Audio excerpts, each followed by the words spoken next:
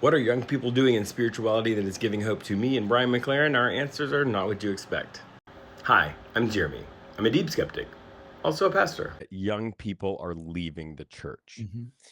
And and that is because I feel like one of the core problems that has happened in religion, in Christianity, is this indoctrination, something I call inherited beliefs, where somebody just Yeah. gives you a belief system and you have to believe it. And the idea that has been sort of the standard for a long time, that you you can't question those beliefs. And if you do, it has to be very lightly, and and and there's this sort of entrenchment that Mm-hmm. there is one right answer.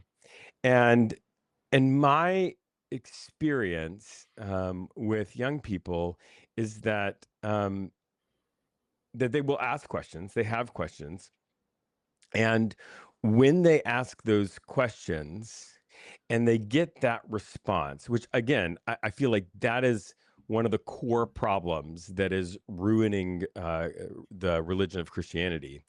When they receive that response, they're out, Yeah. right?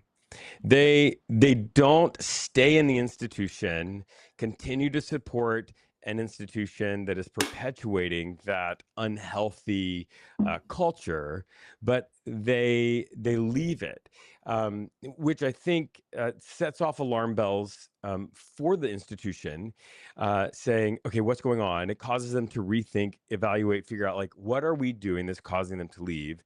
And also, when I talk to them, and they're part of my community, they're part of this presence that I have online. They leave the church, but they don't leave spirituality. Mm-hmm. They all are engaging in meditation practices, or finding God in nature, or exploring other religious streams. They are continuing to do that, and I feel like their exploration has the potential to broaden what it means to be a religious person in the world. And um, as the institution begins to try to listen to their voices, they will hear a critique and a path forward that is different. Okay. So, uh, so I'll just tell a quick story. When my book Life After Doom came out a little over a year ago, I've been traveling around speaking about it a lot. And it's a book that says we have to take the climate crisis as part of a larger crisis of how we live with the earth, Hmm. our basic relationship with the earth and with each other.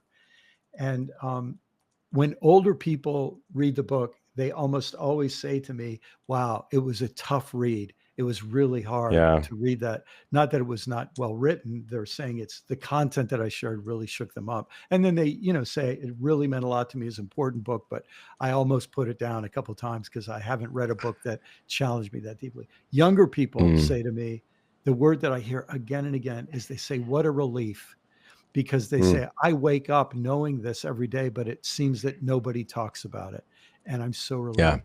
And in a strange way, that gives me hope that I think more and more people, especially younger people, but thankfully some older people too, are awake to the realities we're facing. And we have to have awareness. James Baldwin said, not everything that is faced can be changed, but nothing can be Yeah. changed until it's faced.